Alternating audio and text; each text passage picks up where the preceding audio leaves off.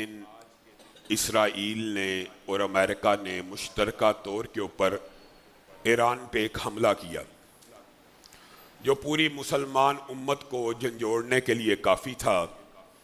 और ईरान के लिए ये हालात नहायत साजगार थे पूरी मुसलमान उम्मत के हवाले से कि वो सहवूनी कुव्वतें जो एक अरसा दराज से गज़ा के अंदर मुसलमान बच्चों को कत्ल कर रही हैं, मुसलमान बच्चों के खून की होली खेल रही हैं, उनकी तरफ से किसी इस्लामी मुल्क के ऊपर हमला लामहल्ला तौर के ऊपर इस बात के ऊपर आमादा करने वाला था कि पूरी उम्मत ईरान के साथ खड़ी हो जाए। और हकीकत बात यह है, अभी भी इसराइल का और अमेरिका का जो भी हमला ईरान के ऊपर हुआ है, हम इसकी शदीद अल्फाज में मुजम्मत करते हैं और मुजम्मत करते हैं। और ये रद्द अमल ईरान को पूरी दुनिया के मुस्लिम ममालिक को अपने साथ मिलाकर देना चाहिए था। लेकिन ये अजीब मसला है, हमेशा से ये होता चला आया है। हमला इसराइल ने किया है, हमला अमेरिका ने किया है, और ईरान जो अरसा दराज से ये दावा कर रहा है कि हम इसराइल को, हम ही वो मुल्क है इस्लामी जो इसराइल को जवाब देंगे, आज उस दावे की तकमील का वक्त आया है। तो उसने कतर के ऊपर मिसाइल फेंक दिया, उसने यूएई के ऊपर मिसाइल फेंक दिया, उसने उर्दन के ऊपर मिसाइल फेंक दिया, उसने कुवैत के ऊपर मिसाइल फेंक दिया, और आखिरी इतलात के मुताबिक उसने सऊदी अरब रियाद के ऊपर मिसाइल फेंक दिया। जिस तरह ईरान के ऊपर इसराइल और अमेरिका का हमला काबिल मुजम्मत है, बैन उसी तरह ईरान की तरफ से इन ममालिक के अंदर हमला भी काबिल मुजम्मत है। लेकिन सोशल मीडिया कीबोर्ड वॉरियर्स का क्या किया जाए? ना आलमी कवानीन या आलमी इस्तिलाहात, ना बैनुल अक़वामी हदूद, ना बैनुल अक़वामी सरहदों के कवानीन का इनको पता है। वो आगे से ये कहेंगे कि लामा साहब वो उन्होंने अमरीकी अड्डों पे हमला किया, वो जो सऊदी अरब के ऊपर हमला नहीं हुआ, रियाद में अमरीकी अड्डे पे हुआ है, कुवैत में अमरीकी अड्डे पे हुआ है, आपको क्या तकलीफ है? अल्लाह के बंदों, कुछ आलमी कवानीन है। अगर तो उन अमरीकी अड्डों को छोड़िए, सऊदी अरब से, कतर से, कुवैत से भी ईरान के ऊपर मिसाइल दागा जाए तो ईरान को अपने दिफा का हक है। और अगर उन अमरीकी अड्डों से दागा गया फिर तो बिलउला हक है। लेकिन सिर्फ प्रोपेगेंडा और झूठ की बुनियाद के ऊपर, यह बैनुल अक़वामी कानून है। आप इन अड्डों की बात करते हैं, अमेरिकन एम्बेसी हो, इसराइली एम्बेसी हो, किसी वतन के अंदर मौजूद हो, सऊदी अरब के अंदर या पाकिस्तान के अंदर अमेरिकन एम्बेसी के ऊपर मिसाइल आके लगे, वो अमेरिकन एम्बेसी के ऊपर हमला तो तसव्वुर होगा, लेकिन क्या पाकिस्तान की सोवरेनिटी के ऊपर हमला नहीं है? ये कौन सा फलसफा? ये कीबोर्ड वॉरियर्स का फलसफा है। ये उन कम अकलों का, उन यहूदियों के गधों का फलसफा है कि जिनको सोशल मीडिया पर बिठाया। और आज बात आई है ज़िमनी तौर पर, ये भी वजाहत करना चाहता हूं, कोई इरादा नहीं था, कोई मूड नहीं था, मुझे पता है। वो बदबख्त जिनके प्रोपेगेंडे से हजरत उमर ने दरवाजा हजरत फातिमा पे गिरा दिया था, उन बदबख्तों के प्रोपेगेंडे का मुझे पे कोई रत्ती बराबर असर नहीं। और उनको मुबाहले का चैलेंज दिया हुआ है कि अबू बकर से लेके अमीर मुआविया तक किसी एक साहबी के बारे में भी अगर वो ये अकीदा रखते हैं कि वो जन्नत में नहीं जाएंगे, एहसान इलाही ज़हीर के इस बेटे से मुबाहला कर लें। लेकिन वही लोग जिस वक्त अमेरिका जाने का वक्त आया, प्रोपेगेंडा शुरू किया, जी ये फलस्तीन सहवूनी कॉन्फ्रेंस है, अल्लाह के फजल से अज़हुद मैंने सबसे पहले वो इनविटेशन इन राफजी प्रोपेगेंडा करने वालों की वजह से नशर किया कि भाई ये एक रिलीजियस कॉन्फ्रेंस है, ये एक ऐसी तकरीब है जिनमें बैनुल मज़ाहिब मुकालमा, ईसाइयों, यहूदियों, सिखों, हिंदुओं के सबके उलमा आएंगे, मुकालमा होगा, उसके बाद राब्ता आलम इस्लामी की कॉन्फ्रेंस। एक एक दिन की जो अमेरिका की एक्टिविटी है वो शेयर करता रहा इन राफजी प्रोपेगेंडे के शर से बचने के लिए। लेकिन इनके शर से तो साहबा नहीं महफूज, यानी हजरत उमर ने दरवाजा गिरा दिया। जो बदबख्त ये के तो वो मेरे बारे में अगर कह दे कि ये बयान ट्रंप दिलवा रहा, ये बयान ट्रंप दिलवा, इतना ही वो फारग बैठा है, मुझे बयान लिख लिख के भेज रहा है। ये कैसे लोग हैं? ये कैसी अकल है? ये कैसी सोच और फिक्र है? कौन से दुनिया के इस्लामी मुमालिक ने अपना सफारतखाना अमेरिका में बंद किया हुआ है, या सफारती तल्लुकात खत्म है, या पाकिस्तान के उसके साथ सफारती तल्लुकात नहीं थे जो मेरे जाने पे इतराज है? अगर तो सफारती तल्लुकात पाकिस्तान के ना हो फिर मेरे जाने पे कोई इतराज करे तो बनता है। जो इतराज आपको चीफ ऑफ आर्मी स्टाफ या वजीर आजम पे करना चाहिए वो मेरे पे हो रहा है कि आप क्यों गए हैं। इनकी अकल और फहम इतनी है कि ईरान के ऊपर आज हमला हुआ, कल या परसों जब मुज़ाकरात के टेबल पे बैठना है तो क्या ये अमेरिकियों के साथ नहीं बैठेंगे? उन्होंने तो इन पे हमला किया है, तब ये वॉरियर्स और यहूदियों के गधे कहां जाएंगे? और भाई जिन्होंने कत्ल किया होता है उनके साथ भी मुज़ाकरात आमने सामने बैठ के होते हैं। और हम तो एक ऐसी कॉन्फ्रेंस में गए हैं जहां पे मुसलमानों की नुमाइंदगी करनी है, और जिस कॉन्फ्रेंस की वो पिक्चर शेयर कर रहे हैं राफदी पेजेस, उसके अंदर मेरे साथ राब्ता आलम इस्लामी के चेयरमैन डॉक्टर अब्दुल करीम ईसा खड़े हैं, और मुसलमान उस कॉन्फ्रेंस के मेजबान है। मुसलमान जो उन्होंने को एग्जिस्टेंस के ऊपर और बैनुल मज़ाहिब रवादारी के ऊपर कॉन्फ्रेंस बुलाई, उसके मेजबान मुसलमान हैं।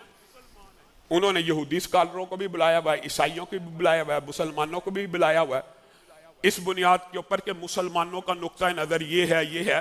वहां जाके मैंने भी फलस्तीन के हवाले से मुसलमान नुक्ता नजर बयान किया, और आप भी ये सुन के हैरान होंगे। आपको पता तो है कि मुसलमानों के इस बयानिए की वजह से खुद अमेरिका के अंदर टेक्सास में, कैलिफोर्निया में सबसे बड़े, दुनिया के सबसे बड़े मुजाहरे फलस्तीनियों के हक में उन रियासतों में हुए हैं मुसलमानों के इब्लाग की वजह से, ये मुसलमानों की कम्युनिकेशन की वजह से, ये जो मुसलमानों ने उनकी ज़हन साजी की थी।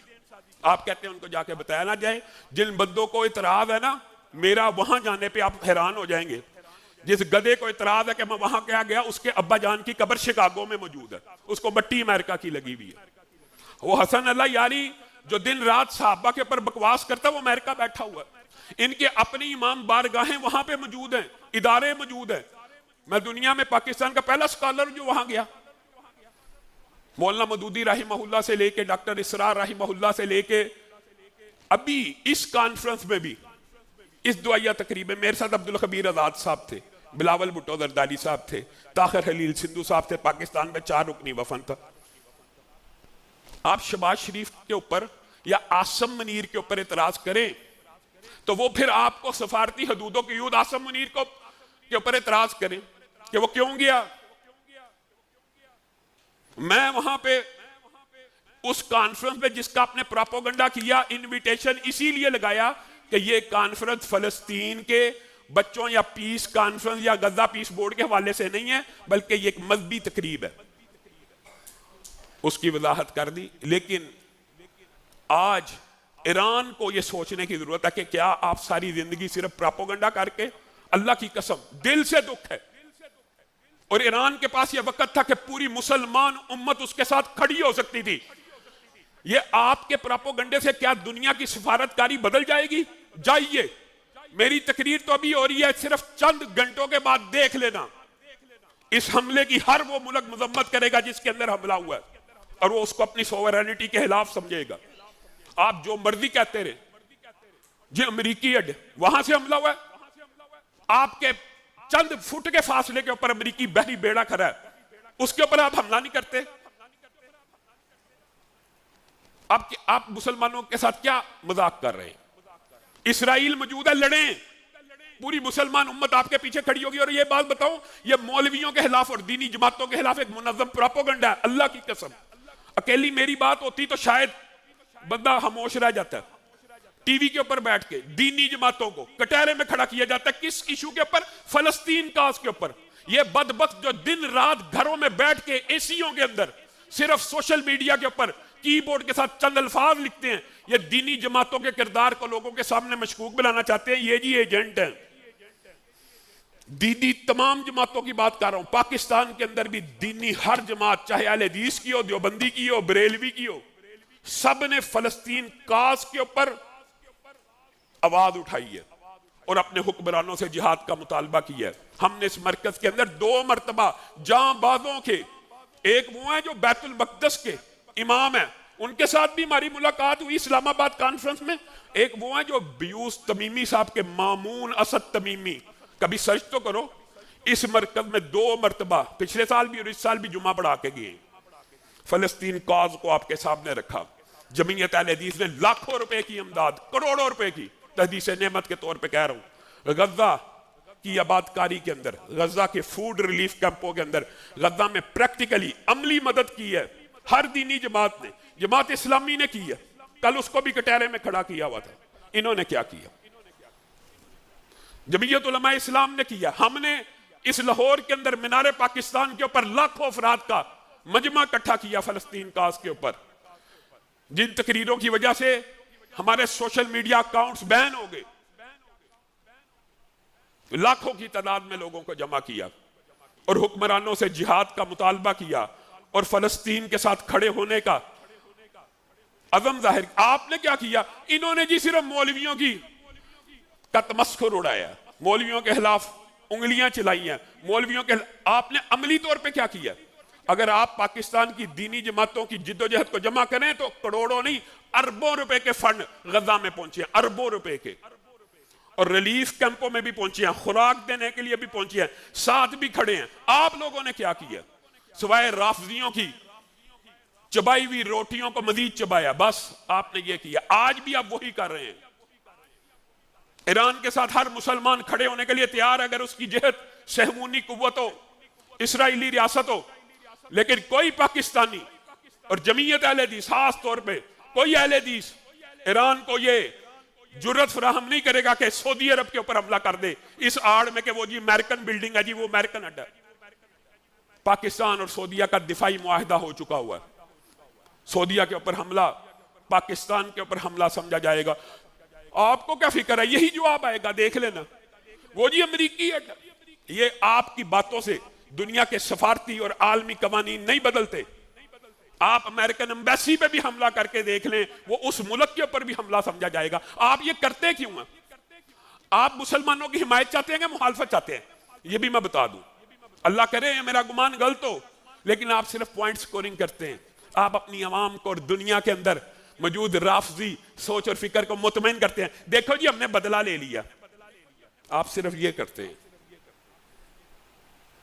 हमने और इस मेरे खिलाफ प्रोपेगेंडे की इब्तिदा उस दिन से हुई है जिस वक्त बशार फिरौन जो है उसकी हुकूमत को अबू शरा अहमद शरा अबू मोहम्मद जौलानी ने शाम में गिराया, और मकतबा फिक्र अहले हदीस ने सबसे पहले उनकी हुकूमत को खुशामदीद का, फिर देवबंद ने उनकी हुकूमत को खुशामदीद का। उस दिन से राफदी प्रोपेगेंडा उस बशार फिरौन के हक की वजह से, जो बंदा पूरी जिंदगी जिद्दोजहद करके शाम में इनकलाब लेके आया है, वो भी जी ट्रंप का एजेंट है। इनके पास एक ही, इन यहूदियों के गधों के पास एक ही आर्गुमेंट होता है, वो भी एजेंट है।